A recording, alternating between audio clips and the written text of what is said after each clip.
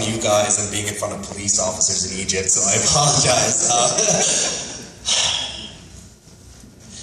So while I could very easily, for example, focus on 2 individuals who beat me up, broke my nose, and tried to stab me multiple times, literally for doing my job, I'll instead focus on the people that saved my life.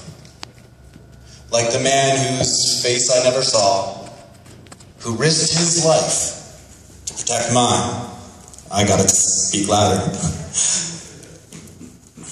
See, to me, this man was Egypt. He was the hands one feels stabilizing oneself just before collapsing from tear gas inhalation. He was the street children on the front lines of battles, fighting in the hopes that no other children will have to fight and live that life again. He was the mother and father of a new revolutionary martyr, who between their tears and grief had the slightest solace in the fact that at least their child died for a noble cause.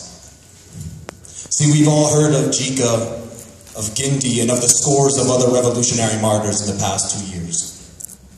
We have all seen the blood stains on the ground. We've all heard of the battles and the violence and the tear gas. We've all seen the anger burning within the blazes of buildings, police vehicles, and more recently, Muslim Brotherhood buses.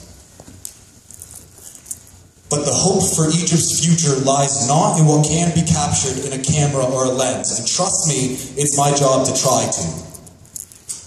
Rather,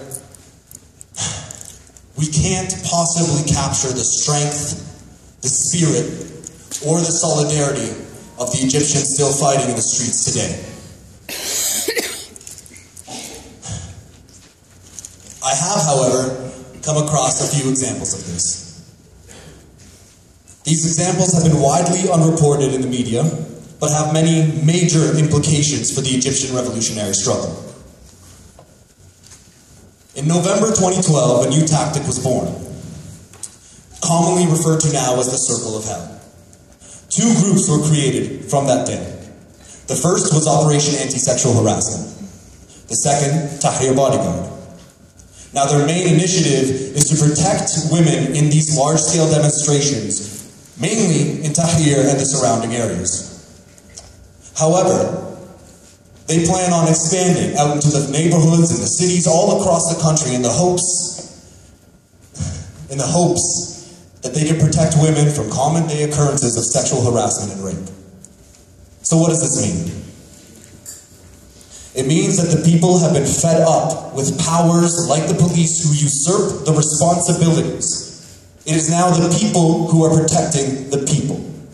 But it doesn't just stop at women's rights and the protection of women in demonstrations or in the streets. It goes a little further. On the 2nd anniversary of the revolution, a new group came out. Like them or not, the Black Bloc have been formed as a reaction to the oppressive forces that have been facing the dissidents in the streets. Yes, they cover up their faces to protect themselves and their families afterwards, but they go out into the streets on the front lines in order to protect peaceful people who are fighting for their freedoms. They are the people's militia. Now let's take this one step further again, because it doesn't seem like it's going out into society. But after the first trial of the stadium massacre that had occurred 1 year earlier, Port Said saw 21 death sentences handed out. The resulting riots created 46 deaths, new martyrs of the revolution. It was undeniably a bloody ordeal. But while the media only focused on the violence, there was something growing behind the violence, and this was the revolutionary spirit. See, after the dust had fallen, the tear gas had gone away, and the riots had settled, and the police left a fear of their lives from the people, they began to mobilize. Sorry, one second.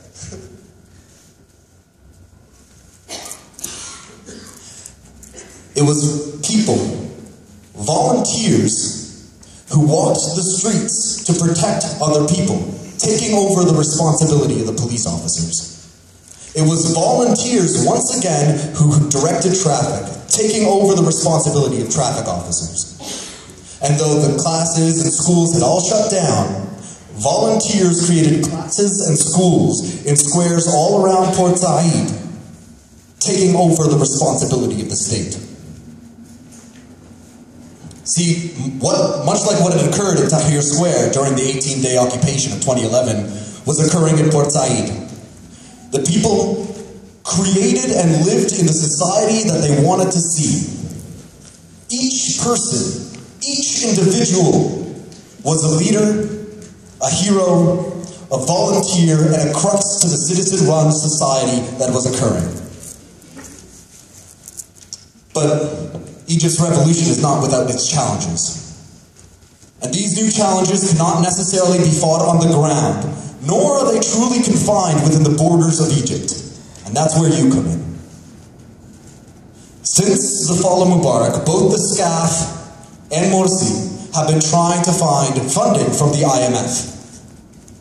Now this funding will bring with it massive austerity measures that will affect those most fragile in the society, the poor.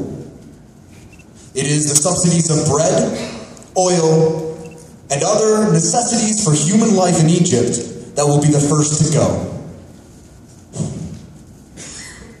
Being here in Canada, thus, gives you the opportunity to fight this fight.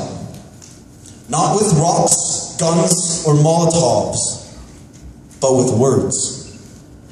With the spreading of information. With letters and small demonstrations. No one's asking you to go on the front lines and take pictures like I did. No one is asking you to step in the way of a knife like the man who saved me. Today, right here, right now, sitting here and listening to these speeches and taking part in this conference is that first step to fight this fight. But remember one thing, change has never come from casting a ballot. It has always come from concerned citizens who feel the responsibility, nay the duty, to stand up and fight for a better country and a better world. This is what has led to people still fighting in the streets. This is what has led to children fighting and dying.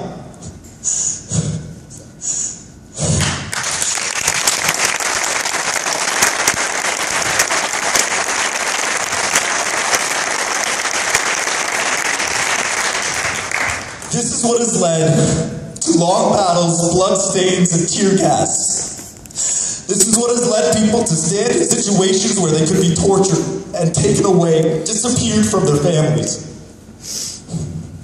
The hope for Egypt's future lies in those citizens. The question then is, are you those citizens? Thank you, and long live the Egyptian Revolution.